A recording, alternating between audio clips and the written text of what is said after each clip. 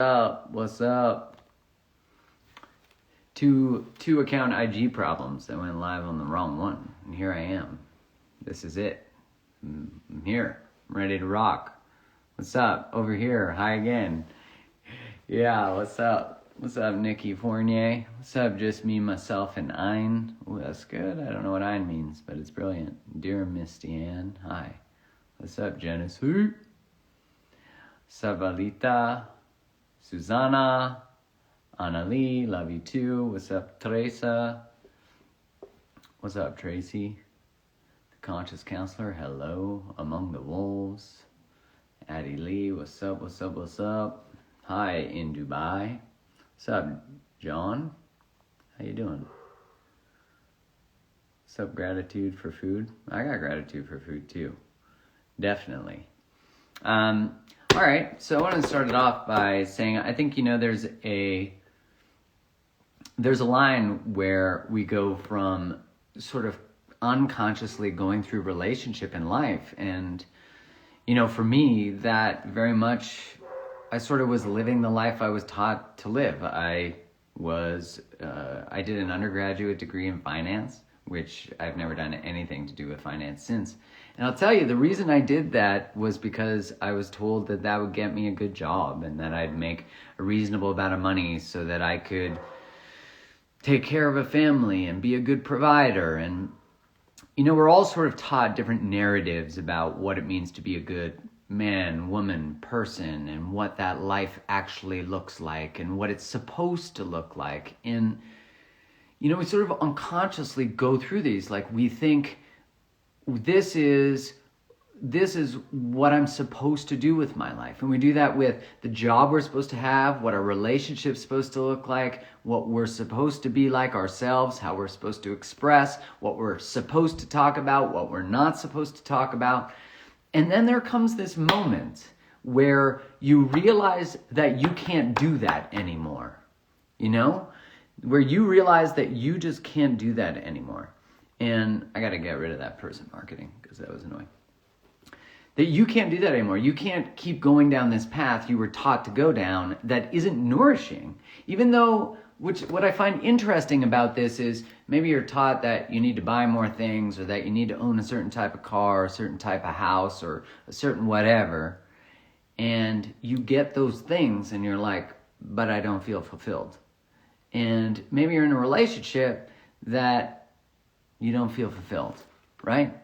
And how do we stop avoiding passing this on to our kids? Well, here's the thing, is we all wake up relationally.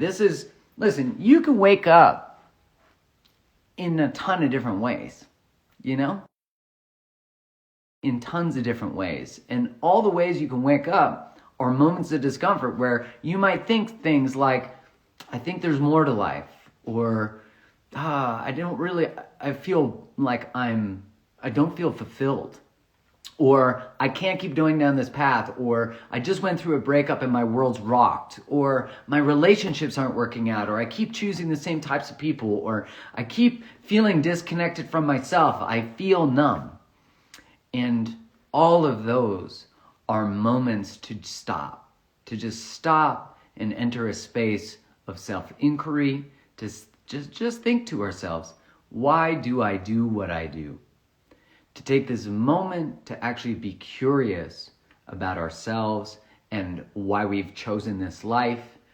And, what I often think occurs, I was having a conversation with a friend years ago, and we were talking about how there's sort of this moment in our youth where we start to diverge from who we actually are.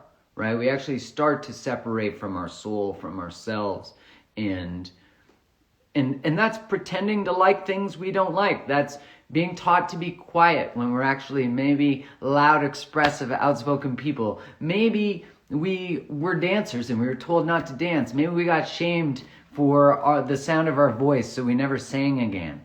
There's all these different ways that we disconnect from who we actually are. And every time you experience that nudge of, I think there's something more to life, you are being invited to rejoin yourself, to rejoin authentic self-expression.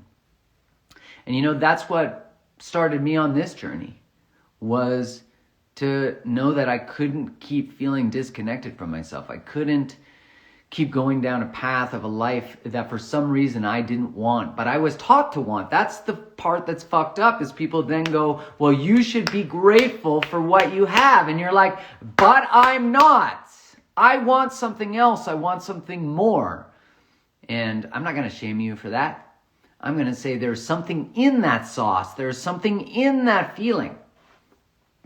And that feeling is inviting you to grow, to change, to relate differently.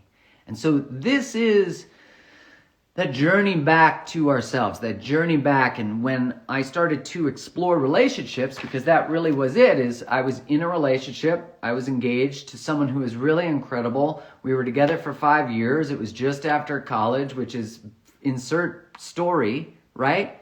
And then I didn't want to get married to her. And I didn't know why, because it didn't make any logical sense. But what it was is I was at this moment in my life that I just kept blindly choosing things, numbing myself and just continuing to go down the narrative that I was taught to want. And then I got to the moment I was taught to want most, engagement, and I didn't want it. And I didn't know why, and it caused me an immense amount of dissonance. And this can happen in any area of your life, that you don't love your job, that you don't love something, and you feel disconnected from yourself. And so the journey began of diving in to relational awareness, because for me it was like, why am I so good at talking about everything but my feelings? That makes no sense. That's not a skill set issue. There's something else going on here. There's something going on. And I didn't know what the unconscious mind was. I didn't know that I had all these rules in my head about how I was supposed to be and what I was supposed to talk about and what a man's supposed to be like and what emotions really mean.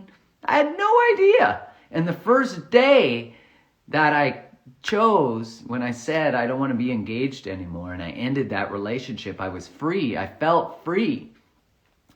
Because I had a lot of work to do that I didn't know about. And the journey began of studying relationships, studying why do they last, why do they not, why do we shame divorced people, why does heartbreak hurt so much, how do we create successful, loving, and amazing relationships. And, eventually, I read Man's Search for Meaning was the first book I read that really transformed me, and that's by Viktor Frankl, who's a survivor of Nazi concentration camps, and he speaks to that if man has any why, he can get through anything.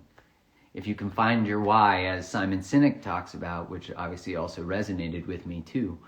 And that was such a powerful book, because I never thought to myself, I'm actually here to do more than just pay bills and be a provider and shut the fuck up.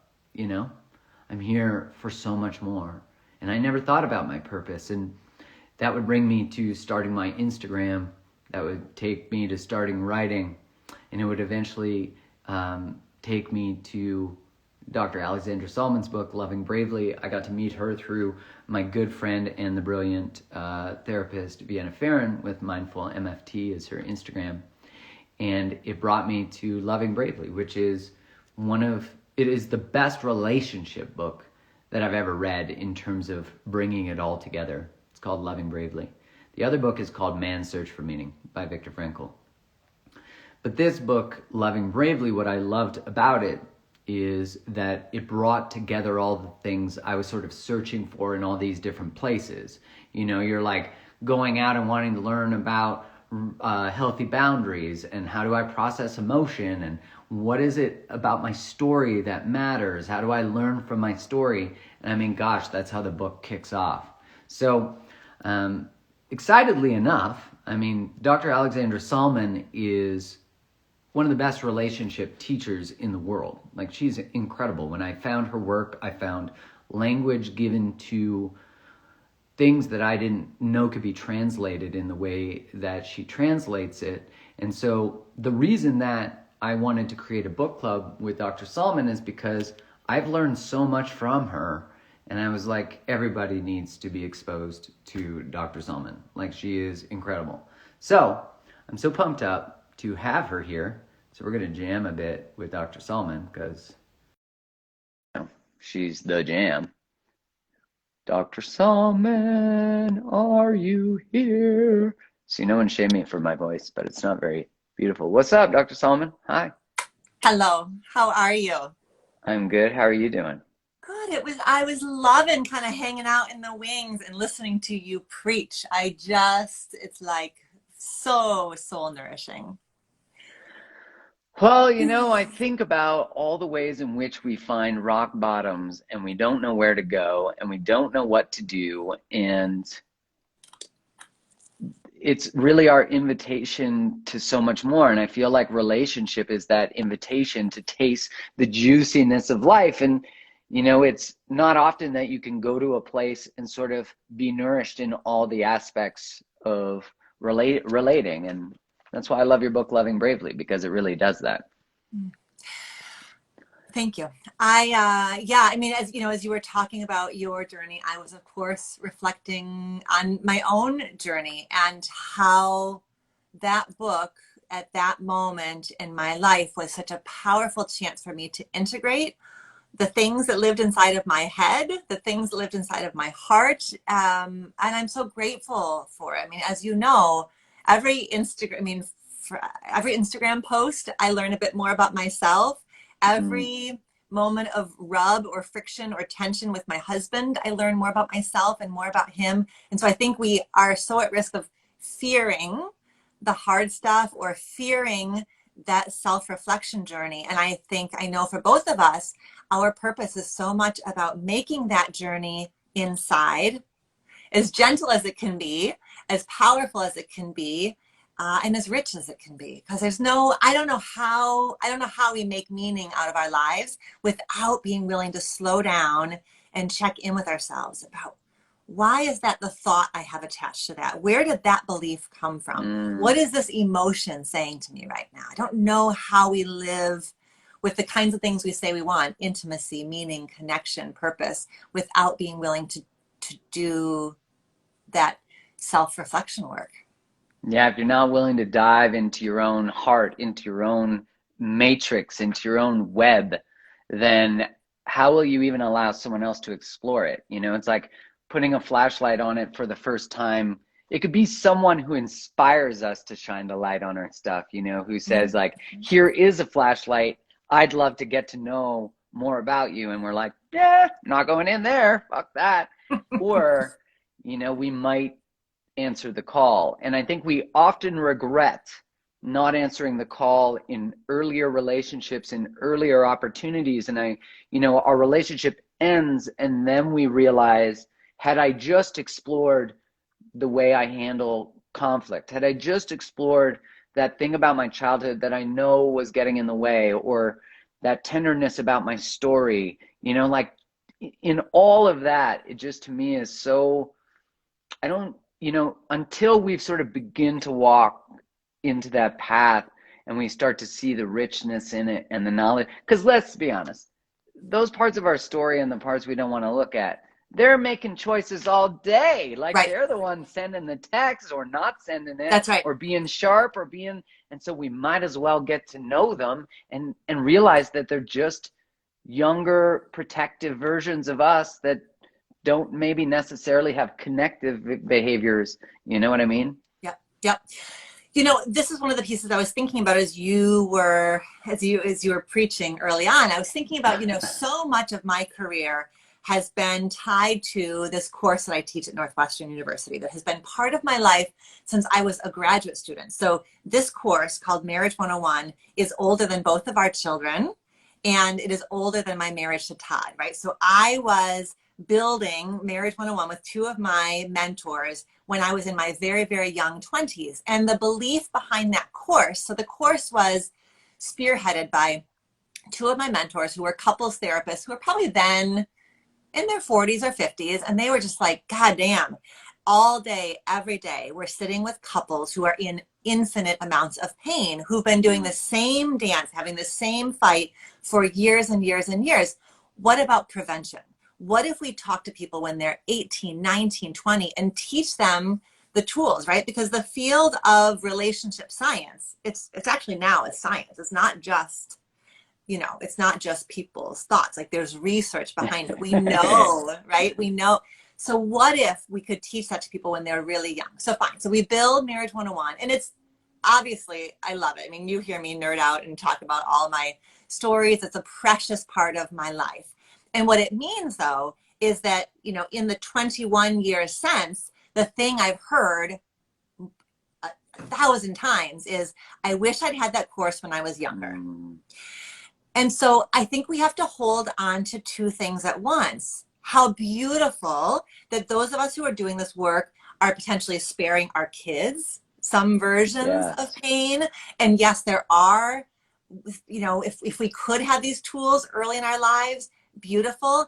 And sometimes it is the heartbreak that is the call, right? Sometimes it is the, you know, the crisis, the dark night of the soul that is like, okay, no more. And so if that is our story, we have got to be compassionate and gentle with ourselves about that, because it does us no good to say, I'm 35. Why didn't I know this when I was 19? Well, you didn't. And now you do. And now from here on out, right? So it's something about like staying passionate about getting this information to people when they're young, and knowing that no journey is the wrong journey, and we are right on time.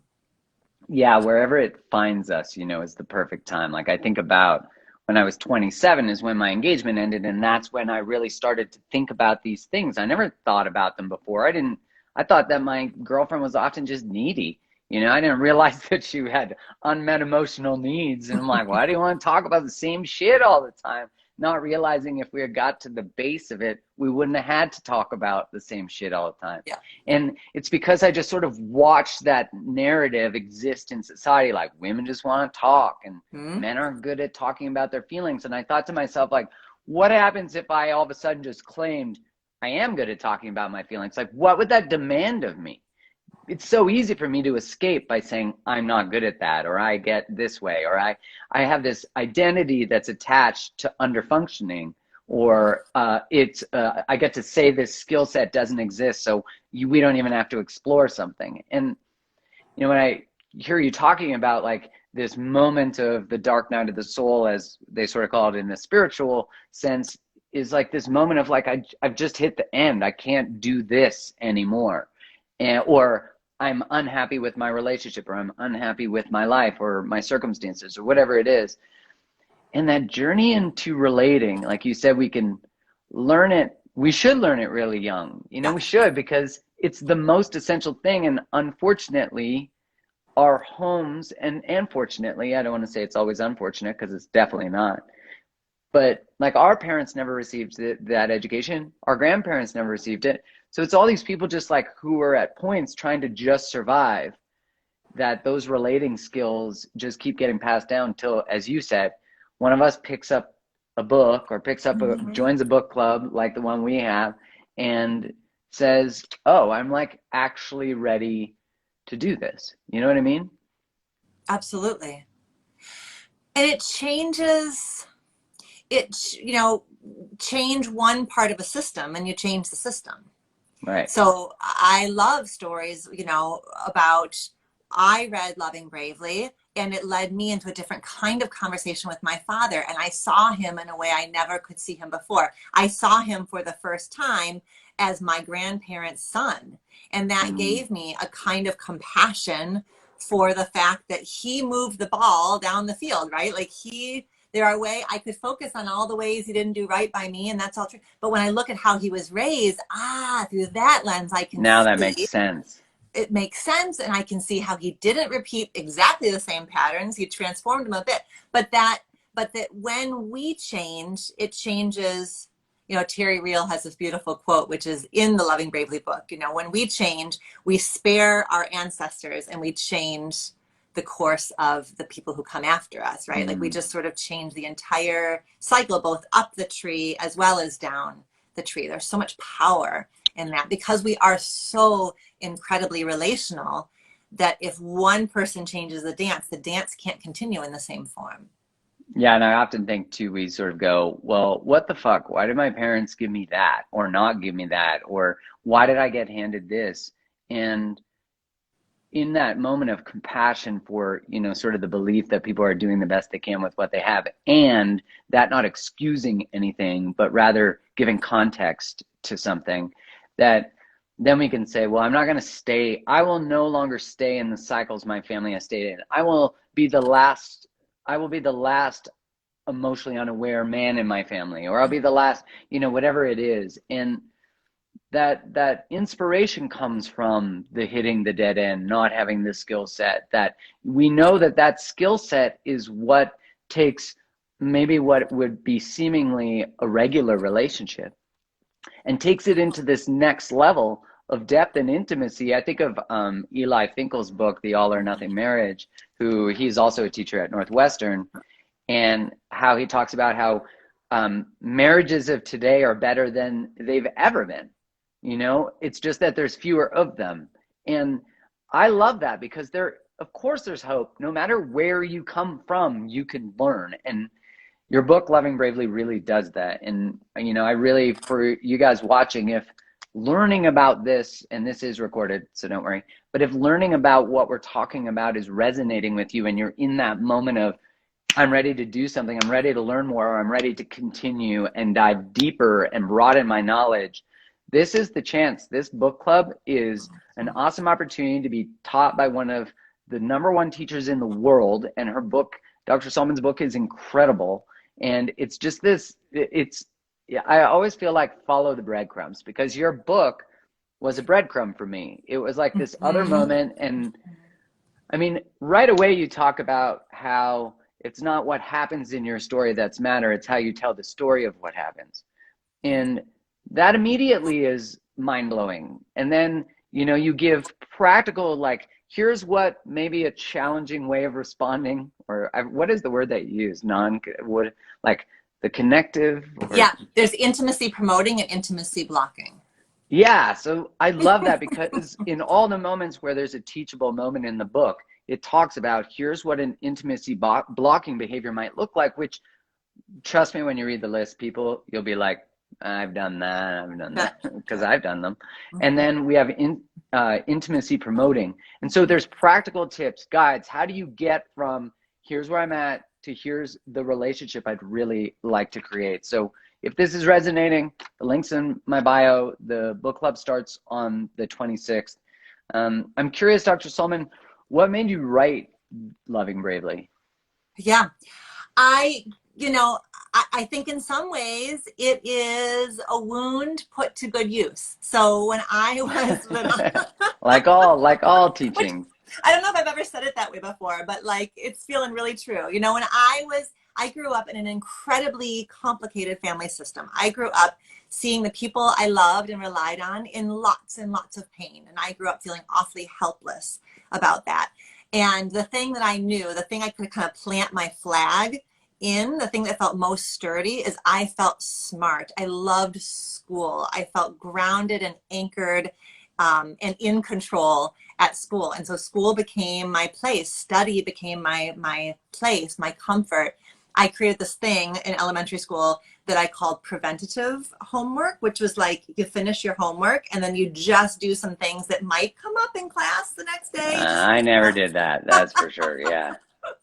So it means that then, you know, going to college and getting a PhD, these things weren't daunting to me. They were like, give me more, put me in classrooms, give me teachers. And so I stand on the shoulders of giants, right? I mean, I have sat in front of John Gottman. Like I've been introduced to John Gottman when I was like in my 20s. I played volleyball with Les Greenberg, who's one of the fathers of the study of like psychotherapeutic change for couples. Like I stand on the shoulders of giants, and I have always been happy making lists and charts and graphs. And so that is my happy place. And so it was so fun then to be like, okay, how do I translate this into the hands of people who don't love to be as nerdy as I love to be, right? I love that bridging, like bridging the world of academia to the world of like normal people, regular people. And that's been the heart of my career forever. And so in that way, the book was just like a chance for me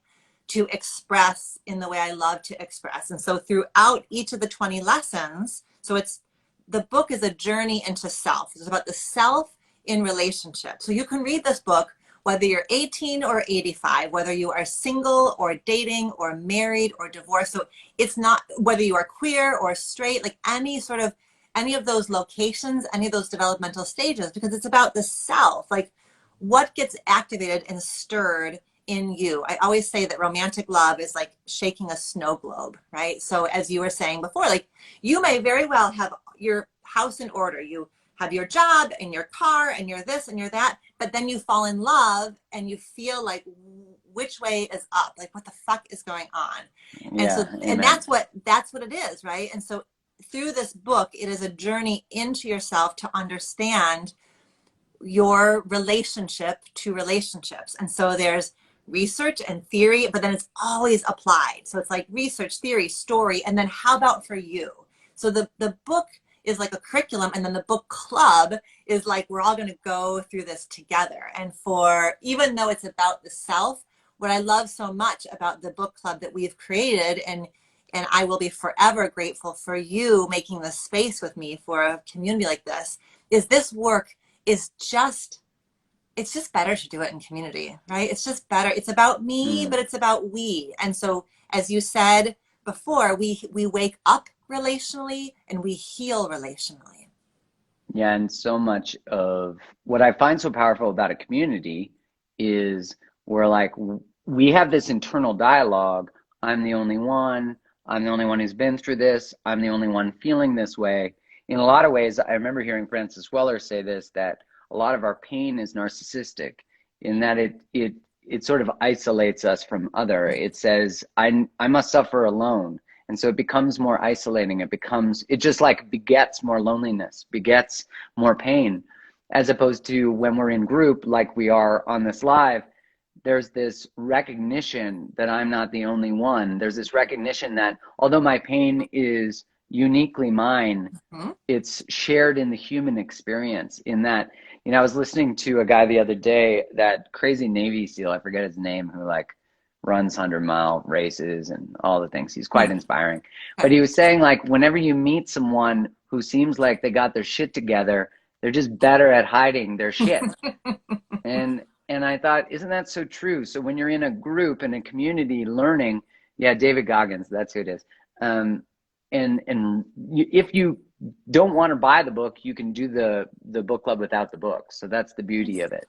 And I think that's just this transformative moment, is the momentum of change that community brings. When everyone's in it together, we also feel this responsibility to finish, to actually do the thing, because we're part of the momentum of a group. So I'm so grateful for you as a teacher, grateful for you as a mentor, grateful for you as a bridge from the academic to the human, because that's the most important work. Is like, great that research exists, but if we can't say, hey, what does that research actually tell us about how to make great relationships even better, or even good relationships great, it's everything. So I'm excited for this book club, and it starts on the 26th. Monday. So yeah, it starts on Monday. So everyone, go to the link in my bio or Dr. Solomon's bio, sign up for the book club, and let's do this. I'm so excited about it. You do get live calls with Dr. Solomon, so you get her all to yourself, which is really awesome. And, you know, because you know, everyone who's here obviously knows and loves Mark Groves. Mark Groves broke the damn internet. So he, you know, we were prepped and ready to launch this book club, and the books are hard to find now. Amazon ran out. So what I want to say is Barnes & Noble has books back in stock, and Amazon, they are like on their way. They're in transition. So you can go to Amazon and go ahead and order your copy today, and it'll just be delivered to you. It's going to be very, very, very soon. Ideally, you would go to your local indie bookseller and work with them to get yourself a copy, because they, you know, they need and appreciate our love and support. But just if you're looking for it and you're frustrated, it's on its way. Barnes & Noble, New Harbinger, which is the publisher, they have copies as well. So, amen. So we know where to get them. Support your local bookstore if you can. and click on the link in my bio to sign up. This video is recorded, and we just did a podcast together that's really great. And if you want, the Audible version will work for the book club too. There's also worksheets in the book club. So special things that you'll get specifically in the book club. So the title of the book is Loving Bravely, and the Audible is actually really awesome. That's how I consumed it. So yeah, that's right. yeah. Audible is available right now. And then the Kindle also, you can have the ebook is also obviously always available. Awesome. Dr. Solomon, I love you. I appreciate you. Thanks for coming on and sharing, and thanks for saying yes to sharing your wisdom with my Create the Lovers, my people.